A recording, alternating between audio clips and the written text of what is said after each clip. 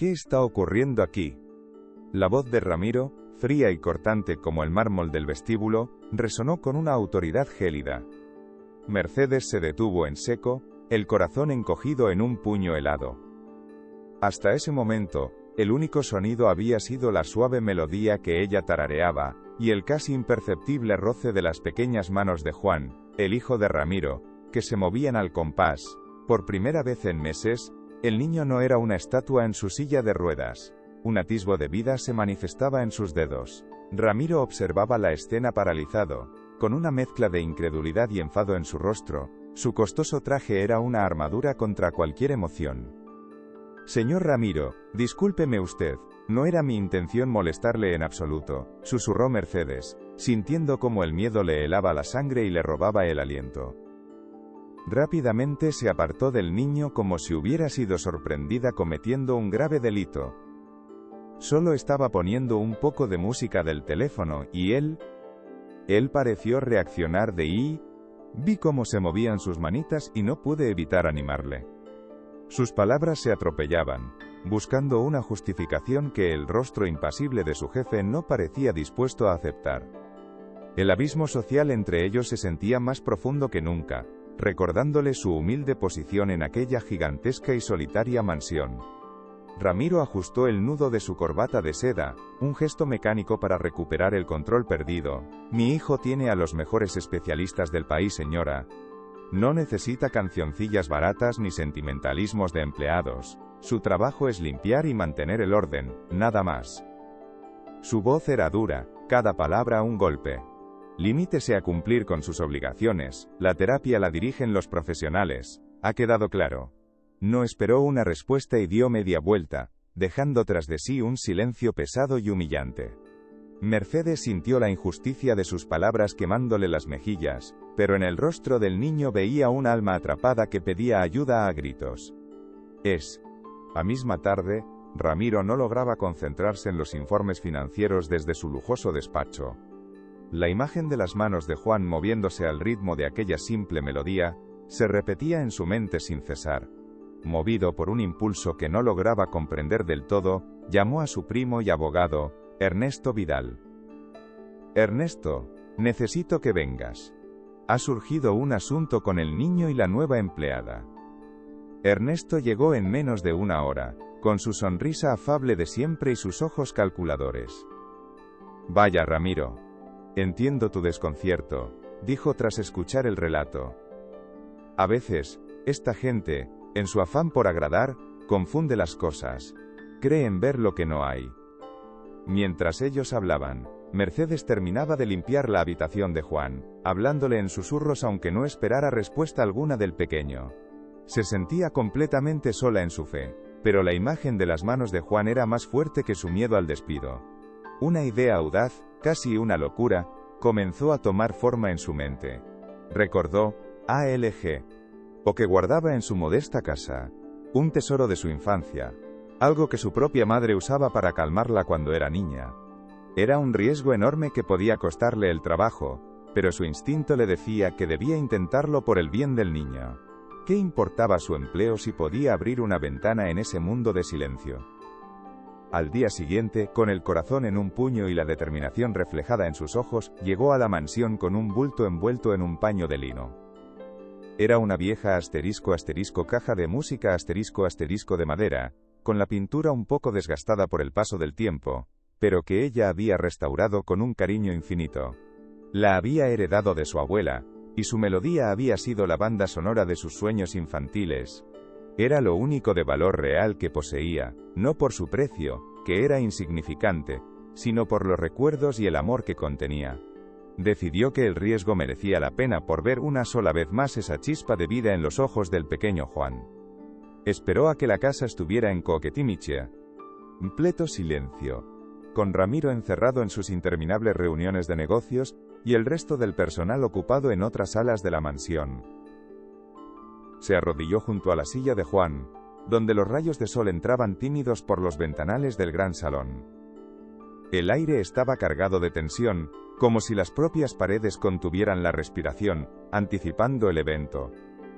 El momento se sentía solemne, una pequeña ceremonia secreta entre ella y el niño. Durante un instante dudó, recordando las duras palabras de su jefe. Pero entonces miró a Juan, y supo que no podía rendirse. Con manos temblorosas, Mercedes desenvolvió con sumo cuidado el objeto, y le dio cuerda a la pequeña manivela de metal oxidado. Un sonido delicado y cristalino comenzó a flotar en la estancia, una nana antigua y sencilla que parecía llenar cada rincón con una magia olvidada. Y entonces, ocurrió el milagro. Juan, que hasta ese momento permanecía inmóvil como una figura de cera, giró lentamente la cabeza hacia el origen del sonido. Sus ojos, normalmente vacíos y perdidos, se enfocaron por primera vez en aquel tesoro. Sus labios se curvaron en una sonrisa fugaz, y sus ojos se encontraron con los de ella en un instante de reconocimiento puro. «¡Lo sabía! ¡Oh, mi niño! ¡Lo sabía!». Las lágrimas brotaron de los ojos de Mercedes sin control, pero eran lágrimas de pura alegría, y de una profunda validación. Acarició la mejilla del niño con una ternura infinita, mientras la música seguía sonando, tejiendo un puente invisible entre sus dos almas.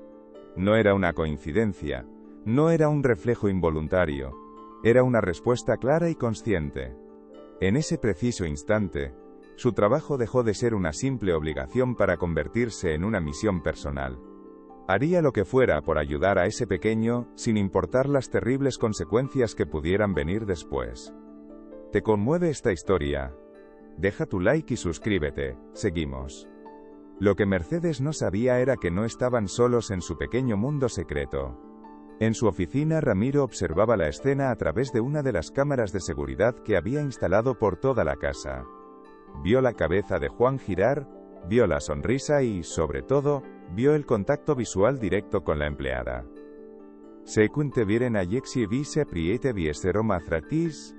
Quedó sin aliento, completamente atónito, con el corazón latiéndole desbocado.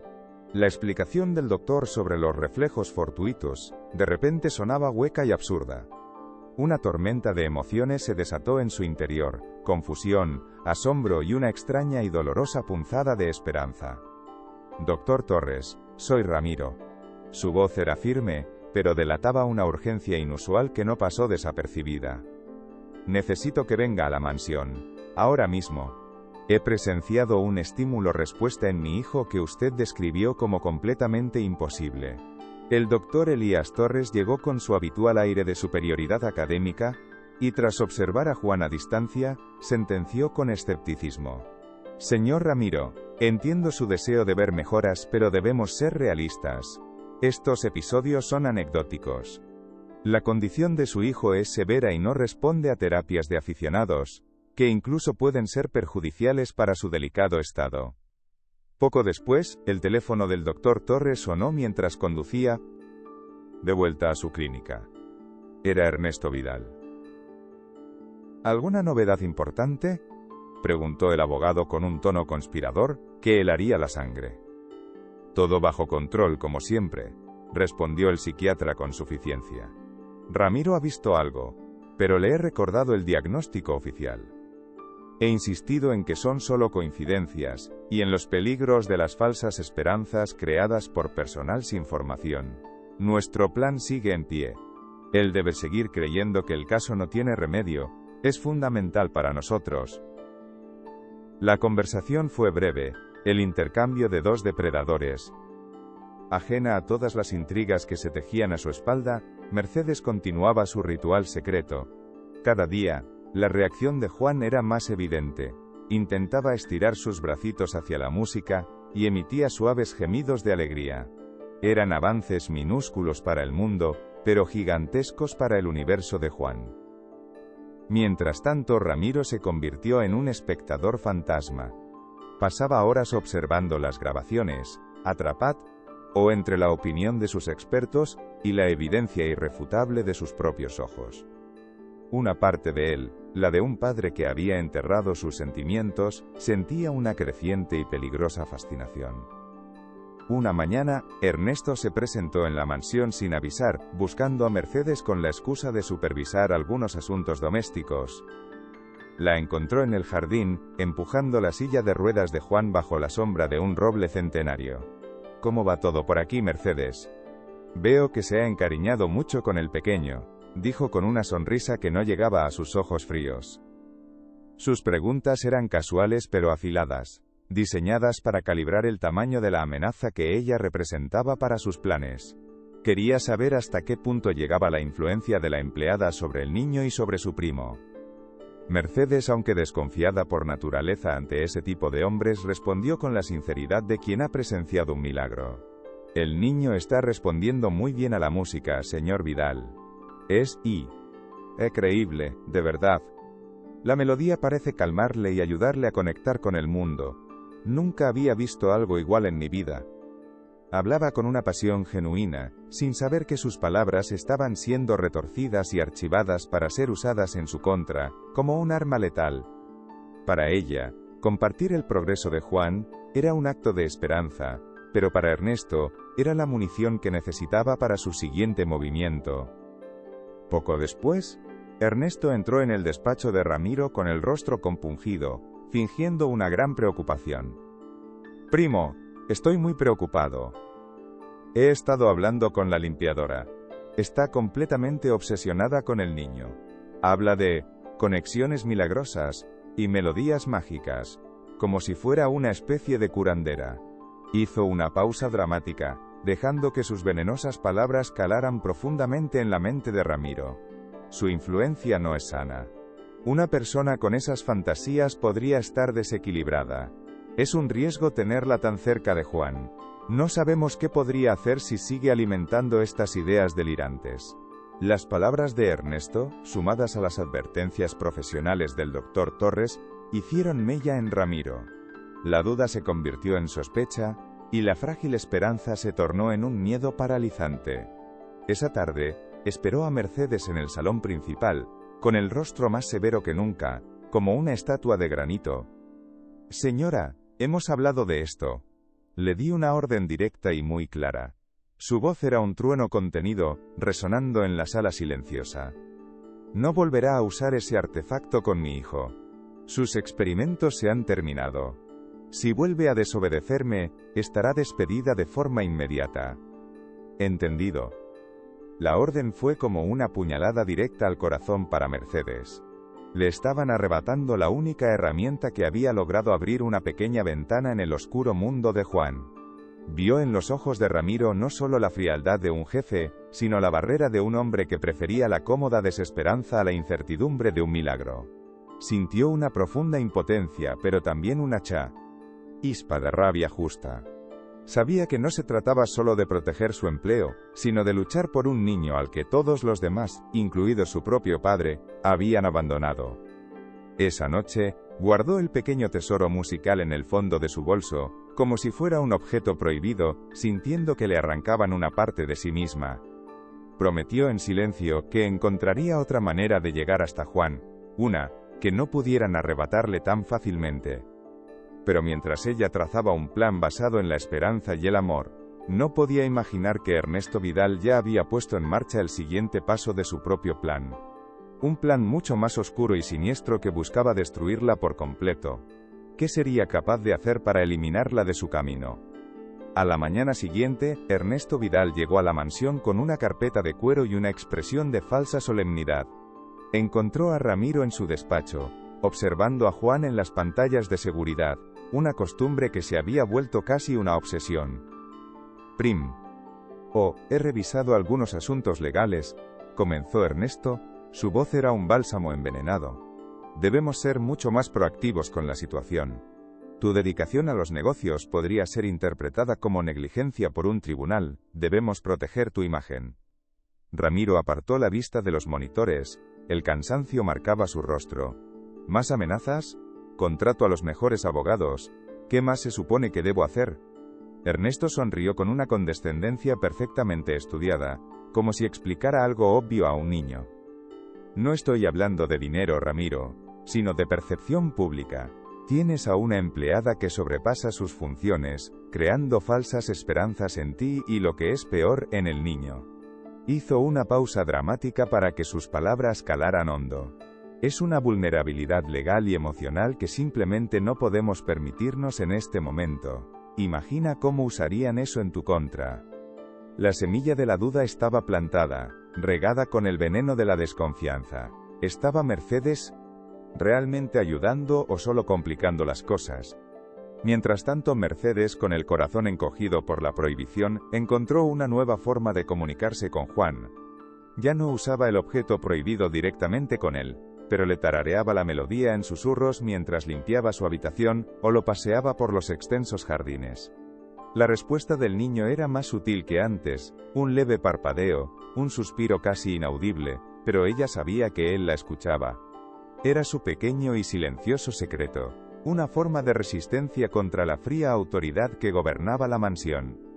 Se aferraba a esos pequeños gestos como un náufrago se aferra a un trozo de madera, negándose a dejar que la esperanza se ahogara por completo.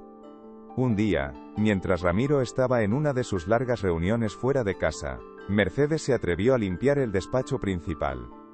El ordenador estaba en modo de reposo, y al pasar el paño por el ratón, la pantalla se iluminó de repente. Mostraba una cadena de correos electrónicos abiertos entre Ernesto y el Dr. Torres. Sus ojos captaron una frase que le heló la sangre. Es imperativo que el pronóstico se mantenga pesimista de cara a Ramiro.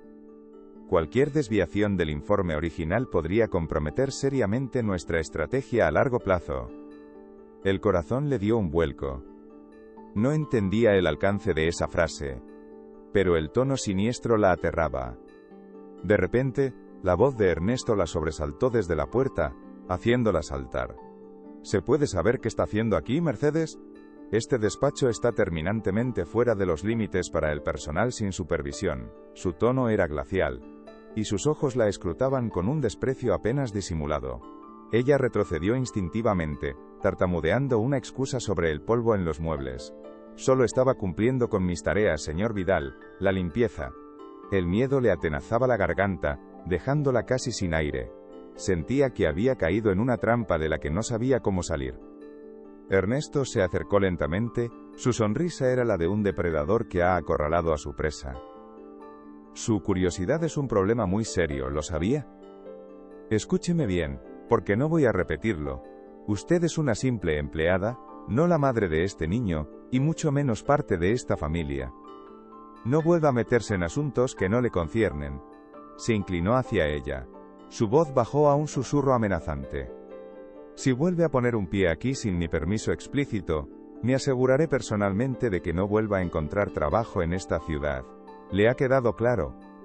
Ella asintió, incapaz de pronunciar una sola palabra, sintiendo las lágrimas de impotencia y humillación quemándole los ojos. Salió de la habitación con la dignidad hecha jirones, pero con una nueva y terrible certeza creciendo en su interior. Aquellas palabras que había leído en el correo electrónico no eran un simple error. Algo muy oscuro se estaba tejiendo alrededor del pequeño Juan, y Ernesto era el maestro titiritero. Su miedo por perder el trabajo ahora era insignificante comparado con el miedo que sentía por el futuro del niño inocente.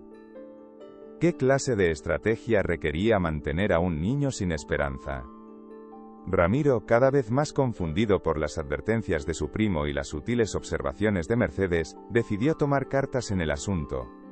Necesitaba una opinión clara, una certeza a la que aferrarse. Llamó al Dr. Torres para concertar una nueva evaluación médica para Juan, una que fuera definitiva. Doctor, necesito que lo vuelva a examinar. Hay cosas que no me cuadran. Necesito que sea absolutamente sincero conmigo, le dijo por teléfono, su voz revelando una profunda fisura en su armadura de indiferencia y control. Quería creer en la ciencia, pero su instinto le decía que algo andaba mal. Mercedes, al enterarse de la cita, insistió en acompañarlos. Por favor, señor Ramiro, déjeme ir. El niño se pone muy nervioso en lugares nuevos, con gente extraña. Quizás mi presencia pueda calmarlo un poco, suplicó C. Con una sinceridad que desarmó al empresario. Para su sorpresa, después de un momento de duda, él aceptó. En la clínica, el Dr. Torres los recibió con una sonrisa que a Mercedes le pareció forzada y poco natural. Realizó una serie de pruebas a un Juan completamente ausente, que no reaccionaba a ninguno de sus estímulos. La escena era desoladora, y confirmaba el peor de los diagnósticos. Mercedes no pudo contenerse más, Doctor, con el debido respeto, yo he visto reacciones en él. Cuando escucha la música, él conecta, su mirada cambia, intenta moverse. Lo he visto con mis propios ojos. La reacción del doctor fue desproporcionada y violenta. Señora, por favor. ¿Usted de verdad cree que una simple melodía puede deshacer años de daño neurológico severo? Es un pensamiento absurdo y peligroso. El médico la miró con furia. Sus métodos de aficionada son perjudiciales, crean picos de estrés innecesarios en el paciente y falsas esperanzas en la familia. Debería darle vergüenza. La hostilidad del médico era tan evidente y tan poco profesional, que incluso Ramiro arqueó una ceja, visiblemente sorprendido por el arrebato. Mientras el doctor continuaba su diatriba contra las falsas terapias alternativas y la ignorancia doméstica, Ramiro observó detenidamente a su hijo. Vio la tensión en su pequeño cuerpo, la forma en que sus manos se crisparon cuando el doctor alzó la voz.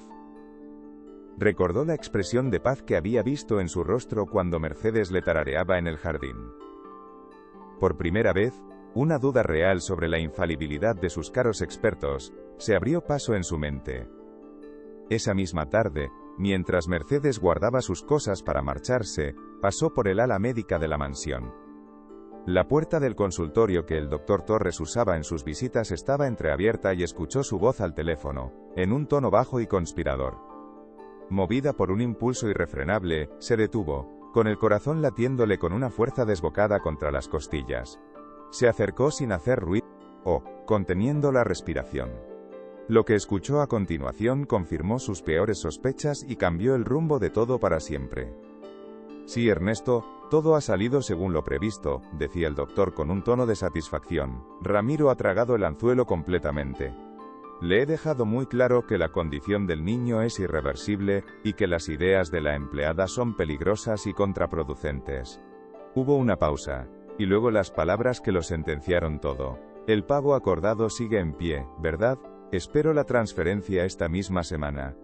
Mercedes tuvo que taparse la boca con ambas manos para ahogar un grito de horror. La confirmación de la traición la golpeó con la fuerza de un huracán. Corrió a su modesto apartamento sintiendo que el mundo se desmoronaba a su alrededor. Se sentó en la oscuridad de su pequeño salón, las palabras del doctor resonando en su cabeza una y otra vez. El pago acordado. Todo era por dinero.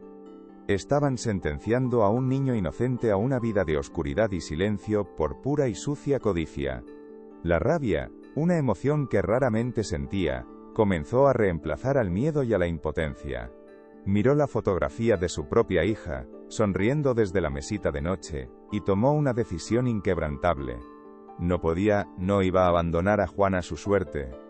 Lucharía por él, aunque le costara todo lo que tenía, aunque tuviera que enfrentarse sola al poder y al dinero de hombres como Ernesto y el doctor Torres. Sabía que era una batalla perdida de antemano, una lucha de David contra Goliat, pero su conciencia no le permitía mirar hacia otro lado. No iba a rendirse. No ahora. Su lealtad ya no era hacia su jefe, sino hacia el alma indefensa de aquel niño. Al día siguiente regresó a la mansión con una determinación de acero en la mirada. Por la tarde, Juan tuvo una de sus crisis de agitación. Las enfermeras no lograban calmarlo. Su cuerpo se tensaba y se retorcía en un llanto silencioso y angustioso. Viendo la desesperación de todos y la ineficacia de los sedantes, Mercedes supo que era el momento de actuar, sin importar las consecuencias. Corrió a su bolso y sacó el objeto que le habían prohibido usar, su única y verdadera arma en esta guerra desigual que se libraba en silencio. Se arrodilló junto a la cama del niño, ignorando por completo las miradas de advertencia de las enfermeras y del resto del personal. «Tranquilo, mi niño. Ya estoy aquí, no tengas miedo», le susurró con una ternura infinita. Con manos firmes pero suaves, le dio cuerda a la pequeña manivela de la *** caja de música ***. La melodía cristalina y familiar llenó la habitación, cortando la tensión como un cuchillo afilado. El efecto fue instantáneo, y mucho más potente que nunca. Juan dejó de temblar de inmediato. Su cuerpo se relajó visiblemente, y el silencio se llenó de una paz casi palpable. Giró la cabeza, buscando la fuente del sonido con una claridad en la mirada que era asombrosa. Y entonces, ante los ojos atónitos de todos los presentes, levantó su pequeña mano derecha. Sus dedos, antes inertes, rozaron la madera pulida del objeto que sonaba junto a él. «Increíble», susurró una de las enfermeras, boquiabierta. «Es un movimiento completamente voluntario, no hay ninguna duda». La otra asintió, sin palabra, con los ojos llenos de lágrimas. En ese preciso momento, ya no era solo la fe de Mercedes contra el mundo. Ahora tenía testigos. Pero lo que no sabía, era que Ramiro lo estaba observando todo desde su despacho. La evidencia en la pantalla era irrefutable, cruda y maravillosa. La mano de su hijo se había movido con una intención clara, con un propósito. Ramiro sintió que el suelo se abría bajo sus pies. Había sido un necio, un ciego voluntario a la verdad que tenía delante de sus narices. Pero Ernesto, siempre un paso por delante, ya estaba urdiendo su siguiente movimiento. Informado por una de las enfermeras leales a él, se presentó en el despacho de Ramiro con un rostro de grave y fingida preocupación. «Primo, esto ha ido demasiado lejos. La empleada ha vuelto a desobedecer tus órdenes directas». Ramiro lo miró, sus ojos ahora fríos y analíticos, despojados de la confianza ciega de antes. «Un peligro, Ernesto. Después de lo que acabo de ver en esta pantalla, yo más bien lo llamaría un milagro, un progreso». Por primera vez, desafió abiertamente la autoridad y el criterio de su primo. «He visto la grabación». Mi hijo respondió de una forma que el brillante doctor Torres juró que era médicamente imposible. «¿Cómo explicas eso?». La pregunta flotó en el aire, cargada de una tensión que se podía cortar con un cuchillo. Ernesto no se inmutó. Tenía preparada su carta final, el golpe de gracia que acabaría con Mercedes para siempre. Sacó un costoso reloj de oro de su bolsillo y lo colocó con cuidado sobre la mesa de caoba. «Lo encontramos en el bolso de Mercedes esta mañana», mintió con una facilidad escalofriante, su rostro compungido era una obra maestra de la actuación. «Parece que su interés en nuestra familia no es solo por el niño. Estaba robándote, Ramiro. Es una ladrona, una vulgar manipuladora que se aprovechó de tu confianza y de la vulnerabilidad de tu hijo». La acusación de robo era el arma definitiva de Ernesto. Sabía que para un hombre con el orgullo y el estatus de Ramiro, la traición personal era imperdonable, mucho más que un mal diagnóstico. La palabra de una humilde empleada contra la de su propio primo y abogado, con una prueba física, aunque fabricada, sobre la mesa. Ramiro se quedó mirando el reloj, luego la cara afligida de Ernesto. La duda, esa serpiente venenosa que su primo había estado alimentando, volvió a enroscarse en su corazón, esta vez, más fuerte y letal que nunca. A la mañana siguiente, cuando Mercedes llegó a trabajar con una nueva esperanza en el alma, se encontró con una escena desoladora que la congeló en el umbral. Ramiro y Ernesto la esperaban en el imponente vestíbulo, con sus maletas ya hechas y colocadas junto a la puerta principal. Su corazón se hundió al instante. Supo que algo terrible estaba a punto de suceder. El aire estaba cargado de una frialdad que nada tenía que ver con la temperatura del exterior. Era el frío de la traición y la injusticia. «Señora, está despedida», dijo Ramiro, su voz completamente desprovista de emoción, plana y cortante como el filo de un bisturí. «Recoja sus cosas y váyase de inmediato. No vuelva a poner un pie en esta propiedad nunca más». La frialdad de sus palabras fue como una bofetada en pleno rostro. Mercedes no entendía absolutamente nada. ¿Despedida? ¿Pero por qué? «El niño, señor Ramiro, usted lo vio ayer. Está mejorando, está reaccionando». Su voz se quebró, suplicante. No podía creer que ignorara el milagro que habían presenciado. Ernesto dio un paso al frente, con una sonrisa de triunfo apenas disimulada. «Se le acusa de robo, Mercedes. Hemos sido extremadamente generosos al no llamar a la policía y presentar cargos». Su voz era puro veneno. «Le sugiero que se marche sin más escándalo, por su propio bien». La palabra robo la dejó helada, sin aire. Era una mentira tan monstruosa, tan vil, que tardó varios segundos en procesarla. Miró a Ramiro, buscando un atisbo de fe, de duda. Pero ese rostro era una máscara de granito impenetrable. «Eso es mentira.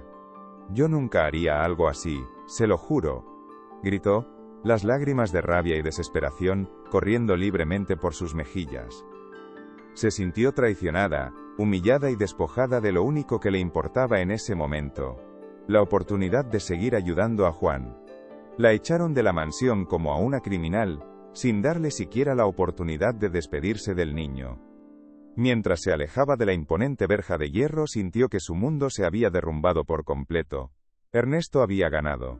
Pero en medio de su desesperación, una pequeña brasa de rabia se negó a extinguirse. Ernesto, creyendo haber eliminado la única amenaza a su plan, procedió con la siguiente fase. A los pocos días, utilizando el incidente del robo como prueba de la inestabilidad y mala gestión de Ramiro, presentó una solicitud formal ante el juzgado de familia. Alegaba que su primo era negligente, emocionalmente inestable, y ponía en grave riesgo el bienestar físico y financiero del niño. Solicitaba la tutela temporal de Juan para proteger sus intereses y su considerable herencia. La trampa, cuidadosamente preparada durante meses, se había cerrado sobre Ramiro. «Lo más fuerte está por venir, quédate hasta el final». Ramiro recibió la citación judicial como un golpe directo en el estómago. De repente, todas las piezas del rompecabezas encajaron de forma brutal. Las advertencias de Ernesto, la insistencia del doctor en un mal pronóstico, el oportuno robo del reloj, el despido de Mercedes, todo había sido una farsa. Se dio cuenta de que había sido manipulado por las dos personas en las que más confiaba, su primo y su médico. La sensación de estupidez fue casi tan dolorosa como la de la traición. Había sido un peón en un juego muy sucio. En su modesto apartamento, Mercedes vio la noticia en un periódico local: magnate inmobiliario se enfrenta a una dura batalla por la custodia de su hijo. El artículo mencionaba de pasada la influencia perniciosa de una ex empleada recientemente despedida por robo. Sintió náuseas, pero también una extraña resolución. No podían usarla como chivo expiatorio y salirse con la suya. Recordó el correo electrónico y la conversación telefónica. No tenía pruebas sólidas, solo su palabra contra la de ellos. ¿Sería suficiente para luchar contra un imperio? Una tarde, mientras Ramiro estaba en su despacho, sumido en la desesperación, un empleado de seguridad entró tímidamente en la habitación. «Señor, disculpe la intromisión. Estaba revisando las grabaciones de rutina y creo que debería ver esto. Es de una cámara de servicio en el pasillo, la que graba el audio de la zona médica». El hombre le tendió una tableta con expresión nerviosa, como si no estuviera seguro de si hacía lo correcto. Ramiro la tomó, sintiendo un extraño presentimiento, una mezcla de miedo y esperanza. Pulsó el botón de play. La imagen era de mala calidad, granulada y oscura, pero el audio era nítido, cristalino. Se oía perfectamente la voz del doctor Torres al teléfono. «Sí, Ernesto, el pago acordado». Y luego, unos días después, la voz de Ernesto hablando en voz baja con una de las enfermeras. «Coloca esto en su bolso discretamente. Asegúrate de que nadie te vea». En la imagen, se veía una sombra pasando el reloj de oro. Era la prueba irrefutable que necesitaba. La traición ya no era una sospecha. Era un hecho grabado. La rabia de Ramiro se convirtió en un fuego helado y calculador. Cogió el teléfono y marcó el número de un viejo amigo de la universidad, un abogado penalista temible y conocido por no tener piedad en los tribunales. «Javier, soy Ramiro Vidal. Necesito tu ayuda». Hizo una pausa, su voz era dura como el acero. «Voy a destruir a mi primo, y voy a asegurarme de que nunca más vuelva a ejercer la abogacía». La guerra acababa de empezar, pero esta vez, Ramiro sabía exactamente quién era el enemigo. Mientras tanto, Mercedes, sin saber nada de la nueva y demoledora prueba, decidió luchar con sus propias y escasas armas.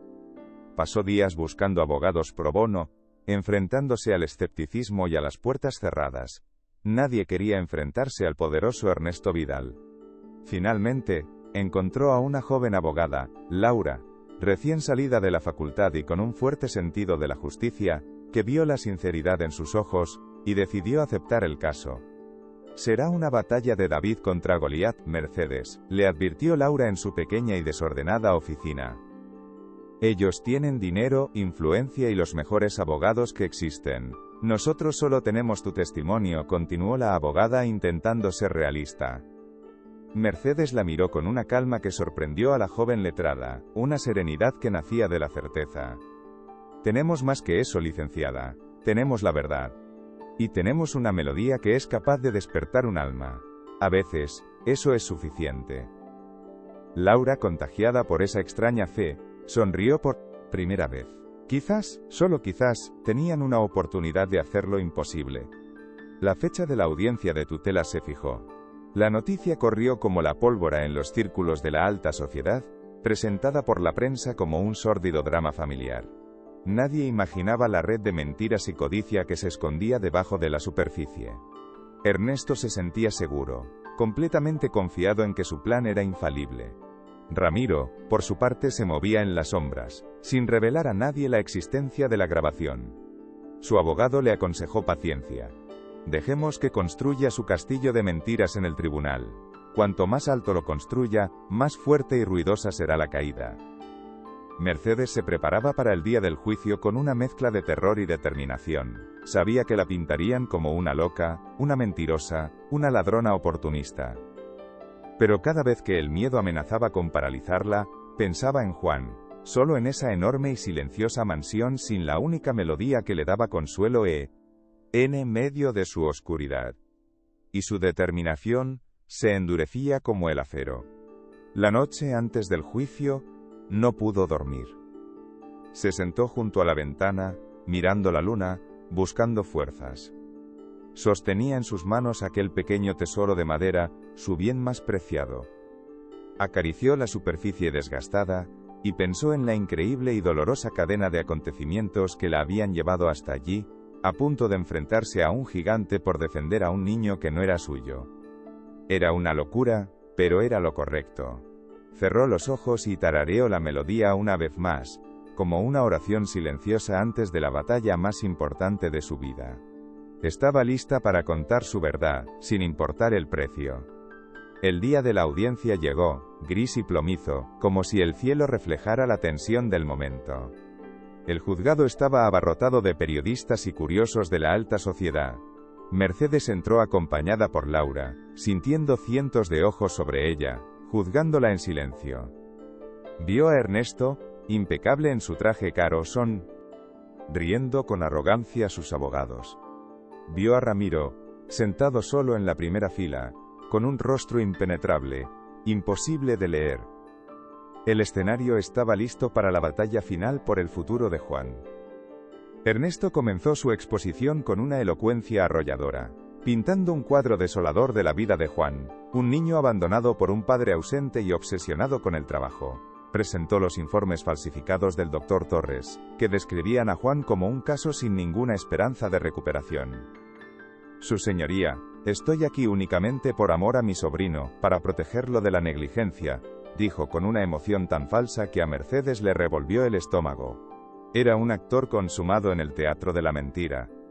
Luego llamó a su primer y más importante testigo, el doctor Elías Torres.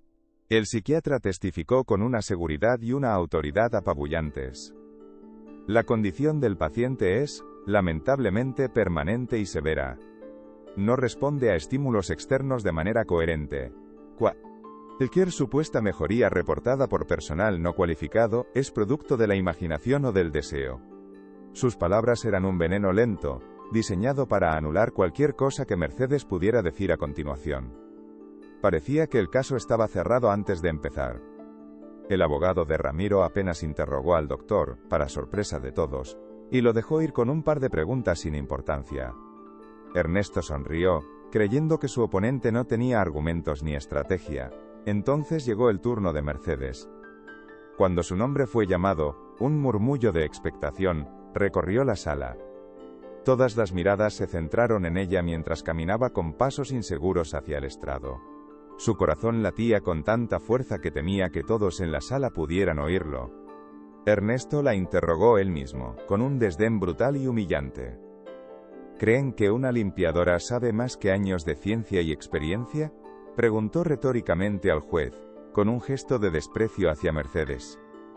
¿Es usted psiquiatra infantil, señora? ¿Tiene alguna formación en neurología? ¿En qué se basa para contradecir a un especialista de renombre? ¿En un viejo objeto musical? ¿En simples canciones de cuna? Su tono era burlón, diseñado para hacerla parecer ridícula y estúpida ante el juez y el público. La humillación era pública y despiadada. Cuando llegó el turno de Laura, la joven abogada se levantó con calma. Señora, ha mencionado usted una conexión especial con el niño a través de la música. ¿Podría describirla? Mercedes entonces habló, no como una experta, sino como un ser humano que había sido testigo de un pequeño milagro. Describió el primer movimiento de las manos de Juan, su primera sonrisa, la primera vez que sus ojos la miraron con reconocimiento. Su voz era sincera, llena de una emoción que silenció la sala. Pero Ernesto se rió. Emocionante, pero irrelevante. Palabras bonitas sin ninguna prueba. Su señoría, esto es una pérdida de tiempo. Laura entonces jugó su única carta. Su señoría, con su permiso, me gustaría solicitar una demostración práctica. Pido que se traiga al niño Juan a esta sala. El fiscal protestó de inmediato, calificándolo de circo mediático y explotación de un menor. Pero el juez, un hombre mayor con una mirada cansada pero curiosa, movido por algo en la historia de Mercedes, lo permitió. Tiene 5 minutos, letrada. Ni uno más. La tensión en la sala era máxima. Juan entró en su silla de ruedas, pareciendo pequeño y perdido en medio de la solemnidad del lugar. Los ujieres abrieron la pesada puerta de roble del fondo de la sala, y el chirrido de una silla de ruedas fue el único sonido que rompió el silencio sepulcral. Juan entró, empujado por una enfermera, pareciendo una figura diminuta y frágil en la inmensidad del juzgado. Sus ojos estaban perdidos, fijos en un punto invisible, completamente ajeno a las decenas de miradas curiosas que se clavaban en él. La atmósfera, ya tensa de por sí, se cargó de una electricidad palpable. La estrategia de Laura era un riesgo inmenso y desesperado. ¿Podría un niño ausente cambiar el curso de la justicia? Ernesto Vidal se puso en pie de un salto, con el rostro enrojecido por una indignación teatral. Protesto, su señoría, esto es un circo de mal gusto, están sometiendo a un niño vulnerable a un espectáculo bochornoso para manipular las emociones de este tribunal. Su voz resonaba con una furia perfectamente calculada. El magistrado lo observó por encima de sus gafas. Su protesta queda registrada, letrado. Siéntese. Le he concedido 5 minutos a la defensa, y pienso hacer que se cumplan. Proceda, licenciada, pero sea breve. El martillo golpeó la madera, sellando la decisión con un sonido seco y definitivo. Laura asintió y se acercó a Mercedes, hablándole en un susurro. Ahora, con calma. Acércate a él como lo harías en casa, le indicó. Mercedes respiró hondo, tratando de calmar el temblor de sus manos. Caminó lentamente hacia Juan, arrodillándose a su lado. Hola, mi niño, soy yo, Mercedes, susurró ella, su voz apenas un hilo de sonido cargado de amor. Acarició su mejilla con una ternura infinita, esperando un milagro, pero no hubo respuesta. Ni un parpadeo. Nada. La esperanza comenzó a desvanecerse, reemplazada por un frío y amargo sentimiento de derrota. Ernesto sonrió con una suficiencia cruel, una sonrisa de victoria que no intentó disimular, se inclinó hacia su abogado y susurró, lo suficientemente alto para que lo oyeran las primeras filas. Se lo dije. Es completamente inútil, pura charlatanería sentimental. La desesperación se apoderó de Mercedes. Miró a Laura con los ojos llenos de lágrimas, suplicando ayuda en silencio. La joven abogada le devolvió una mirada firme. No te rindas ahora, Mercedes. Usa lo que sabes que funciona, lo que siempre los ha conectado. Hazlo ahora. Sus palabras fueron un ancla en medio de la tormenta. Con las manos temblorosas, Mercedes buscó en el bolsillo de su humilde chaqueta. Extrajo una pequeña y gastada caja de música pulida por el tiempo y por el infinito cariño de sus manos. El juez se inclinó hacia adelante en su asiento, visiblemente intrigado. con un movimiento casi reverencial, le dio cuerda a la pequeña manivela de metal. Y entonces, el milagro comenzó a desplegarse. Una melodía delicada y cristalina empezó a flotar en el Caltaisi. Aire viciado del tribunal, una nana sencilla que parecía un susurro de amor en un lugar de leyes. Cada nota de la melodía parecía buscar un eco perdido en el alma dormida de Juan. Y Juan, contra todo pronóstico, la escuchó. Sucedió lentamente. Su cabeza, antes rígida e inmóvil, comenzó a girar en dirección a la fuente de aquel sonido familiar. Un murmullo de asombro recorrió la sala como una ola imparable. Ernesto se quedó petrificado, la sonrisa borrada de su rostro, reemplazada por una máscara de incredulidad. Los ojos del niño, antes vacíos, se enfocaron con una claridad asombrosa. Por primera vez en ese día Juan parecía estar presente. «Mira, mi niño. ¿Te gusta? Es para ti», susurró Mercedes, acercándole un poco más el objeto mientras las lágrimas de emoción corrían por sus mejillas. Y entonces, ocurrió lo que todos los expertos habían calificado de imposible. Juan levantó lentamente su mano derecha. Sus pequeños dedos, que los médicos habían declarado inútiles para siempre, se estiraron con una intención clara y definida. Rozaron la superficie de madera, explorando su forma con una curiosidad que conmovió hasta el corazón más duro de la sala. La enfermera que lo había traído se llevó una mano a la boca para ahogar un sollozo. «¿Puedes decir mi nombre, Juan? Inténtalo, mi valiente», le animó Mercedes con la voz quebrada por una emoción que apenas podía contener. El niño la miró directamente a los ojos, estableciendo un contacto visual profundo y sostenido. Abrió la boca. Un sonido gutural, un esfuerzo inmenso que retumbó en el silencio. Y entonces, la palabra che no era perfecta. Era un balbuceo infantil, pero era inconfundible. Era su nombre. El sonido de esa palabra, la primera en tanto tiempo, resonó en el juzgado como un trueno, demoliendo el castillo de mentiras que Ernesto había construido. Pero Juan no había terminado. Después de su hazaña vocal, hizo algo aún más asombroso que dejó a todos sin aliento. Se inclinó hacia adelante en su silla de ruedas, buscando desesperadamente el contacto físico. Apoyó su cabeza en el brazo de Mercedes, un gesto de confianza, de afecto y de refugio, que valía más que 1000 testimonios de expertos. La abrazó a su manera, con la única fuerza que poseía. La sala entera estalló en un murmullo de emoción contenida. El juez se quitó las gafas, secándose disimuladamente una lágrima que no pudo reprimir. Si esta historia te tocó el corazón, comparte para que llegue a más personas. «Basta ya», gritó Ramiro poniéndose en pie de un salto, su voz resonando con una autoridad que había perdido hacía mucho tiempo. «Su señoría, ¿necesita más pruebas? Hemos estado escuchando mentiras. Mi hijo ha vuelto». Se giró hacia Ernesto, y sus ojos ardían con un fuego helado de furia. «Y tú me has engañado. Has jugado con la vida de mi hijo por dinero. ¿Pagarás por esto? Te lo juro por lo más sagrado». La máscara de millonario indiferente se había roto para siempre, revelando al padre que siempre debió ser. El juez golpeó la mesa con su martillo, intentando restaurar el orden. «Silencio, orden en la sala». Su mirada se posó en Ernesto y en el doctor Torres, que se había encogido en su asiento, pálido como un fantasma, sabiendo que su estaba acabada. El abogado de Ramiro se levantó con una calma profesional, sosteniendo una pequeña grabadora digital en su mano. La verdad estaba a punto de ser expuesta en su totalidad.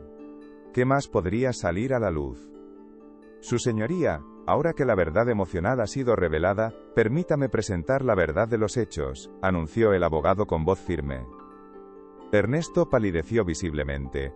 Se dio cuenta de que su plan no solo había fracasado sino que estaba a punto de explotarle en la cara. El abogado pulsó el botón de reproducción. La voz clara del doctor Torres llenó la sala. «Sí, Ernesto, todo ha salido según lo previsto». Ramiro ha tragado el anzuelo por completo. La confesión resonó en el silencio atónito del tribunal. A continuación se escuchó la voz de Ernesto, baja y conspiradora, dando instrucciones a una enfermera. Coloca el reloj en su bolso cuando no mire. Asegúrate de que parezca un robo descuidado. Con eso, no tendrá ninguna posibilidad de quedarse. La grabación, a la prueba irrefutable de la conspiración, el soborno y la calumnia. La sala quedó en un silencio sepulcral, roto únicamente por la respiración agitada de Ernesto, quien veía su mundo desmoronarse en segundos. Ya no había escapatoria. El juez lo miró con un desprecio gélido, su paciencia completamente agotada. Ernesto Vidal, queda usted bajo arresto por perjurio, conspiración para cometer fraude y difamación. Doctor Torres, usted también está detenido. Ujieres, procedan. Dos oficiales se acercaron y esposaron a un Ernesto completamente derrotado, que no opuso resistencia. Su arrogancia se había evaporado, dejando solo la patética figura de un hombre destruido por su propia ambición. Mientras se lo llevaban, su mirada se cruzó con la de Ramiro, una mirada que prometía un infierno legal que apenas comenzaba. Mientras tanto, Mercedes seguía arrodillada junto a Juan, ajena al drama legal que se desarrollaba. Estaba en su propio mundo, abrazando al niño mientras él se acurrucaba contra ella que tientra, ya con una paz que no había sentido en años. Ella había ganado su batalla, no con argumentos legales, sino con paciencia, fe y el poder de una simple canción. Había devuelto un hijo a su padre y una voz a un niño silenciado por la negligencia y la codicia. Había demostrado que el amor era la medicina más poderosa de todas. Ramiro se acercó a ellos lentamente, las lágrimas surcando su rostro por primera vez en décadas. Se arrodilló también, al otro lado de la silla de ruedas, formando un círculo de protección alrededor del pequeño. Era la imagen de una familia renacida en medio de la mentira. Miró a Mercedes, con el corazón roto por el arrepentimiento. «Perdóname», le susurró, su voz rota por la emoción. «Perdóname por mi ceguera, por mi orgullo estúpido. Me has devuelto a mi hijo, te debo todo, absolutamente todo». Ella simplemente asintió, con una sonrisa triste pero llena de paz. La sesión fue suspendida. Con una voz notablemente más suave, el juez desestimó por completo la petición de tutela de Ernesto, y concedió la custodia total y sin condiciones a Ramiro. La noticia se extendió como la pólvora, pero la historia ya no era sobre un escándalo de la alta sociedad.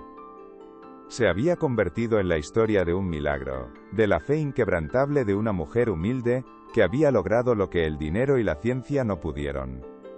Había despertado un alma dormida y reconstruido una familia rota desde sus cimientos. Mientras salían del juzgado, una multitud de periodistas lo rodeaba. Pero Ramiro ya no era el hombre que se escondía tras muros de silencio. Protegió a Mercedes y a Juan con su propio cuerpo, guiándolos con firmeza a través del enjambre mediático. Su mirada no era de arrogancia, sino de una nueva y feroz determinación. Sabía que su vida, y la de su hijo, acababan de empezar de nuevo. Y esta vez, se aseguraría de construirla sobre cimientos de verdad, amor y gratitud. Laura, la joven abogada, los observaba desde la distancia con una sonrisa de profunda satisfacción. Había aceptado un caso imposible, y había ganado, no solo en el tribunal, sino en el ámbito de lo humano. Había sido testigo de cómo la verdad, por muy frágil que pareciera, podía ser más poderosa que las mentiras más elaboradas. Aquel día, en aquella sala, no solo se había hecho justicia para un niño, sino que se había reafirmado la fe, en que la bondad y la perseverancia aún podían, contra todo pronóstico, cambiar el mundo.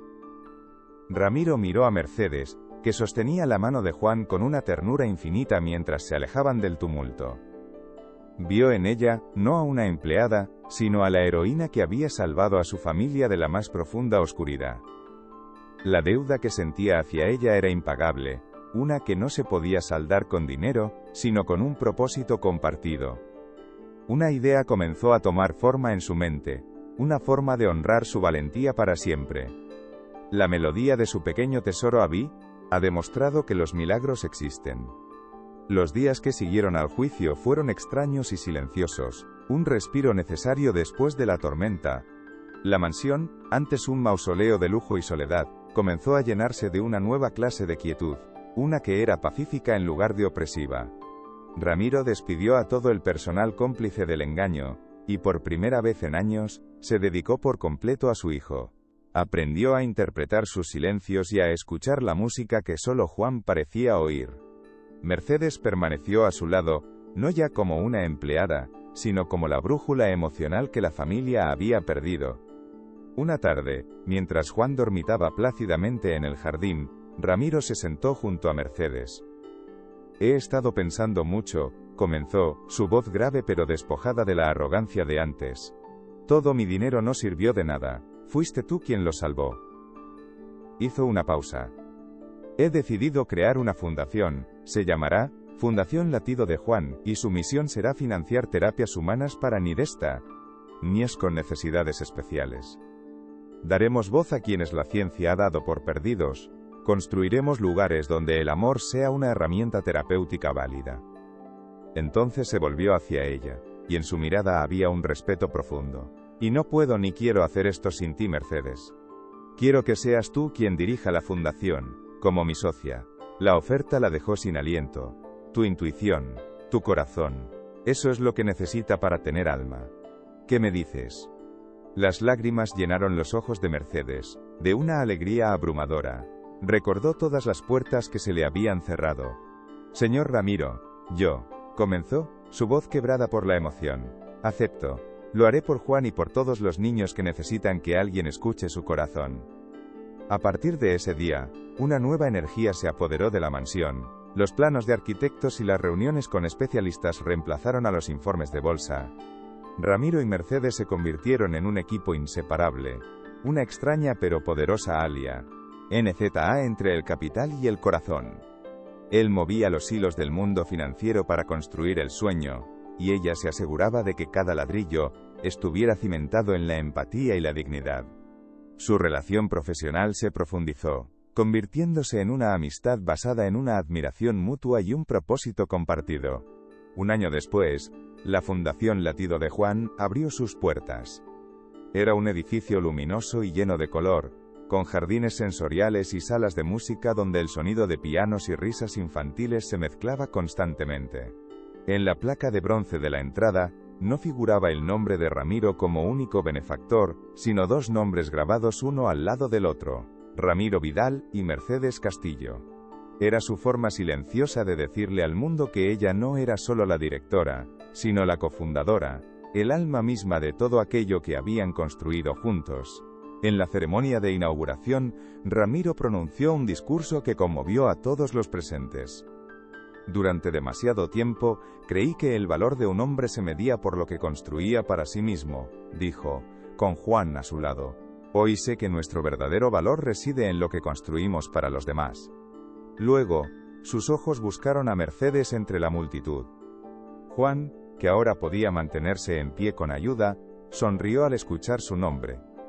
Miró a la multitud, y, con una voz aún vacilante pero más clara, dijo: «Gracias, Meche». Fue el aplauso más sincero que se había escuchado en mucho tiempo.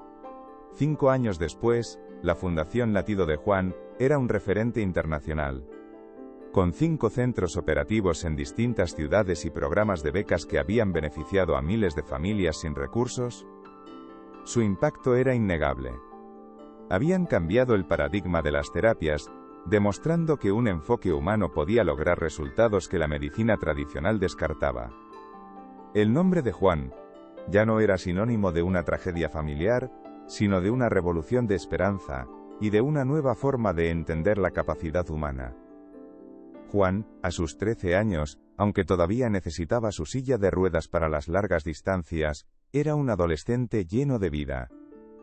Se comunicaba con fluidez a través de una tableta de voz, y había desarrollado un talento extraordinario para la pintura.